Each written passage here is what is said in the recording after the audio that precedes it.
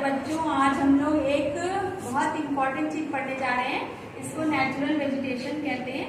और आपने उस दिन देखा था पत्तियों के आकार प्रकार बिल्कुल अलग अलग हो गए हैं। उसके पीछे कौन से कारण थे?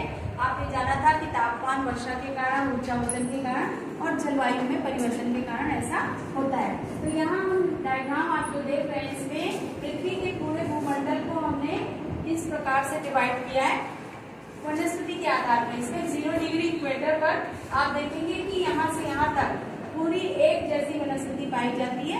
उसके पीछे कारण क्या है कि यहाँ सूर्य का प्रकाश सबसे ज्यादा सीधा पड़ता है और यहाँ कोई भी ईस्ट, पूर्व या मिडिल में अलग अलग वेजिटेशन नहीं होती, बल्कि पूरा यहाँ 0 से लेकर 5 तक भूमध्य रेखीय वनस्पति पाई जाती है, जो लंबी चौड़े पत्ते वाले घने वन पाए जाते हैं। कोई कोई वन इतने घने होते हैं कि इसके तनों को काट के यहाँ रास्ता बना दिया जाता है और पेड़ ऊपर लहराता रहता है। यहाँ पर ज्यादातर बड़े मोटे तने वाले चौड़ी पत्ती वाले वन पाए जाते हैं और इसे हम भूमध्य रेखीय वन प्रदेश के नाम से जानते हैं, या इसे हम सदाबहारी वन भी कहते हैं, या इसको हम एवरग्रीन फॉरेस्ट के नाम से भी कहते हैं। सदाबहारी वन के नाम से भी जानते हैं इसे और एवरग्रीन फॉरेस्ट भी कहते हैं इसे। क्यों? क्योंकि ऐसे वन जो होते हैं वो कभी भी अपनी पत्तियां नहीं गिराते, हमेशा हरे भरे रहते हैं। जैसे सुंदरी नामक वृक्ष है या महोगनी है, ऐसे वृक्ष यहाँ पाए जाते हैं। ये ज्यादातर भूमध्य रेखा के 0 डिग्री से लेके 5 से 10 डिग्री उत्तर और 5 से 10 डिग्री दक्षिण पाए जाते हैं। जो वेजिटेशन चार्ट इधर आप देख रहे हैं वही सेम इधर पलट कर होगा, इसीलिए हमने सिर्फ एक पार्ट को यहाँ आपके सामने उत्तरी गोलार्ध के डिवीजन को दिखाया है। ये उत्तरी गोलार्ध का एक कॉन्टिनेंट दिखा रहा है। कॉन्टिनेंट में ये हिस्सा ईस्ट को दिखा रहा है, ये हिस्सा पूरा मिडिल को दिखा रहा है और ये हिस्सा पूरा पश्चिमी क्षेत्र दिखा रहा है। जब भी वर्षा होती है वो हमेशा पूर्व से आती है, इसलिए पहले तो आपने तापमान देखेंगे तो तापमान के हिसाब से ये उष्णकटिबंधीय जोन में आता है, ये शीतोष्णकटिबंधीय जोन में आता है और ये शीतकटिबंधीय जोन में आता है और ऊपर पोलर एरिया है। और अगर हम ईस्ट वेस्ट दिशा के हिसाब से देखेंगे तो ये वाला ईस्टर्न पार्ट है, हर कॉन्टिनेंट का ये मिडिल पार्ट है, हर कॉन्टिनेंट का ये वेस्टर्न पार्ट है। तो वर्षा के हिसाब से हमारे हमेशा पूर्व की ओर से प्रवेश करती है किसी भी कॉन्टिनेंट में, इसलिए यहाँ वर्षा की मात्रा 100 से 200 सेंटीमीटर पाई जाती है। मिडिल में जब आती है तो वर्षा की मात्रा कम हो जाती है, 50 से 100 सेंटीमीटर, और पश्चिम में आते हैं तो 50 सेंटीमीटर से भी कम वर्षा प्राप्त होती है।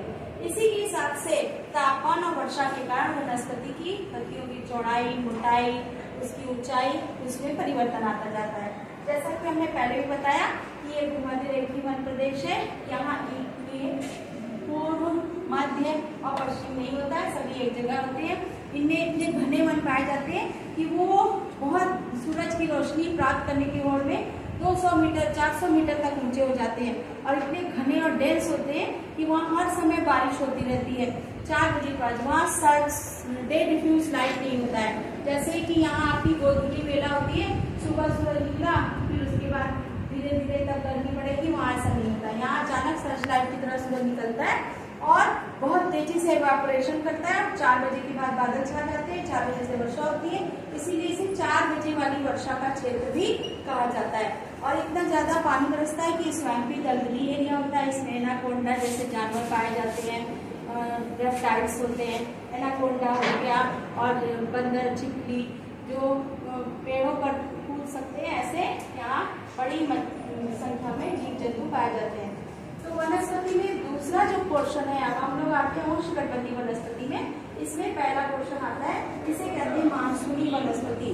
और यहाँ की पत्तियां जो होती है पेड़ों में, ये एक साल वर्ष में एक बार गिरा देती है, इसीलिए इस तरह के वनों को पतझड़ वाले वन कहते हैं, या इसे डेसिडियस फॉरेस्ट के नाम से जाना जाता है। इसकी क्यों पत्ती गिरा देते हैं? क्योंकि यहाँ का जो ग्रीष्मकाल है वो लंबा होता है और वर्षा बहुत दिनों बाद आती है, इसलिए पेड़ अपनी सुरक्षा के लिए कुछ ही पत्तियां रखते हैं अपना खाना बनाने के लिए और पत्तियों को गिरा देते हैं और इस तरह से अपनी जीवन की सुरक्षा करते हैं। अगर सारी पत्तियां होंगी तो सबको पानी देना होगा, सब खाना बनाएंगी और इतनी पानी होता उपलब्ध नहीं होता, इसलिए ये पत्तियां साल में एक बार गिरा देते हैं और इसे पतझड़ वाले वन कहते हैं, डेसिडियस फॉरेस्ट कहते हैं, या इसे पर्णपाती वनों के नाम से भी जाना जाता है। इसे पर्णपाती भी कहते हैं और डेसिडियस फॉरेस्ट के नाम से भी जाना जाता है। ठीक है, इसके बाद बाद मिडिल में आएंगे। मिडिल में हमेशा हर महाद्वीपों के मध्य में जहाँ 5 से 10 से लेकर 30 डिग्री उत्तर और 5 से 10 से लेकर 30 डिग्री दक्षिण तक सवाना ग्रासलैंड पाए जाएंगे। ये क्षेत्र अफ्रीका में है। सवाना में इस तरह के घास सबसे ज्यादा पाए जाते हैं, इसलिए इसका नाम सवाना प्रदेश रखा गया है। ये मोटी चौड़ी लंबी घास होती है और इसमें बहुत ज्यादा एरिया डेवलप होता है। इसका इस्तेमाल वो लोग ज्यादा उपयोग नहीं होता है, बहुत सारे कुटीर उद्योगों में इसका इस्तेमाल होता है। आज इसे पार्क लैंड में डेवलप कर दिया गया है सवाना को, जिसे हम सफारी या टूरिज्म के नाम से जानते हैं। इसके बाद आता है तीसरा, इसे पश्चिमी क्षेत्र है, इसे मरुस्थलीय क्षेत्र कहते हैं। ये मरुस्थलीय क्षेत्र अगर हम ध्यान से देखें तो ये मुख्य रूप से कटीली झाड़ियों का क्षेत्र होता है। यहाँ वर्षा बिल्कुल भी नहीं होती है, इसलिए ये मरुस्थलीय वनों के नाम से जाना जाता है। इसमें कांटे होते हैं, पत्तियां बहुत मोटी होती है, चिकनी होती है। मोटी इसलिए होती है क्योंकि पानी एब्जॉर्ब हो सके, इवेपोरेशन ना हो सके जो भी पानी ने मिला है। और कांटे इसलिए होते हैं क्योंकि पत्तियां कम होती हैं, इसलिए जानवरों को सुरक्षित जानवरों से बचाने के लिए इसमें कांटे होते हैं। इसकी जड़ें इसलिए लंबी होती हैं क्योंकि यहाँ पर बहुत ज्यादा बालू होता है और इसके कारण ये क्षेत्र बड़ी मात्रा में इसकी जड़ें लंबी होती जाती है, पानी की खोज में धरातल बहुत नीचे होता है और इस तरह से पश्चिमी कटीली झाड़ियों का क्षेत्र होता है। इसे मरुस्थलीय वन प्रदेश के नाम से जानते हैं। इधर देखेंगे 30 से 60 डिग्री हर महाद्वीप के पूर्व में, इसे चाइना लाइक वेजिटेशन कहते हैं। ये कोणधारी वन पाए जाते हैं और पर्णपाती दोनों वनों का यहाँ संगम होता है। इसमें मुख्य रूप से चीन में इसकी प्रमुखता है, इसीलिए इसको चीन तुल्ली के नाम से जानते हैं। मिडिल में हम देखेंगे इसे प्रेरीज ग्रासलैंड के नाम से जानते हैं। प्रेरीज यूएसए में है यहाँ पर, और यहाँ पर ऐसी घास होती है जो इसकी अपेक्षा थोड़ी कम होती है, ऊंचाई इसकी कम होती है। आजकल इसके पूरे को गेहूं के फार्मों में कन्वर्ट कर दिया गया है। इसे हम प्रेरीज ग्रासलैंड के नाम से जानते हैं। और ये स्पेशल है, इसे हर बार पूछा जाता है, इसको ध्यान से देखिएगा। इसे भूमध्य सागरीय प्रदेश कहते हैं, वनस्पति प्रदेश। भूमध्य सागर के चारों ओर पाया जाता है, विशेष रूप से इसे मेडिटेरेनियन वेजिटेशन कहते हैं। और यहाँ चक्रवाती वर्षा जाड़े में होती है, इसलिए यहाँ रसीले फल ज्यादा पाए जाते हैं, इसलिए इसे बास्केट ऑफ फ्रूट्स कहते हैं, रसीले फलों का कटोरा कहते हैं। यहाँ पर वर्षा प्राप्त होती है, यही एक स्पेशल एरिया है जो वेस्टर्न में होने के बावजूद भी वर्षा प्राप्त करता है, इसीलिए इसे भूमध्य सागरीय वनस्पति प्रदेश कहते हैं या बास्केट ऑफ फ्रूट्स कहते हैं या फलों का कटोरा कहते हैं। लास्ट में देखेंगे 60 से 90 डिग्री तक ये साइबेरिया तुल्य पाए जाते हैं। ये कॉनिफरस फॉरेस्ट होते हैं। जितनी भी स्नोफॉल होती है वो पत्तियों को गिरा देती है, पत्तियां तिरछी होती हैं ऐसे, ताकि जो भी बर्फ गिरे वो ऐसे स्लिप हो जाए, और पत्तियों पर अगर रहेगी तो पत्तियां गल जाएंगी, इसीलिए उसका आकार ऐसा होता है। तो ये साइबेरिया तुल्य प्रदेश यहाँ मुख्य रूप से पाया जाता है और इसे कोणधारी प्रदेश होते हैं, कोणधारी वन पाए जाते हैं। इसे कॉनिफरस फॉरेस्ट कहते हैं या शंकुधारी वन भी कहते हैं। बीच में आप देखेंगे इसे हम प्रेरीज कहते हैं या इसे कहते हैं स्टेपीज ग्रासलैंड। क्या कहते हैं इसे? स्टेपीज ग्रासलैंड, क्योंकि ये स्टेपीज रूसी भाषा का शब्द है जिसका अर्थ है घास की चादर, और ये इस तरह से डेवलप होती है कि पूरा घास की चादर जैसा दिखता है।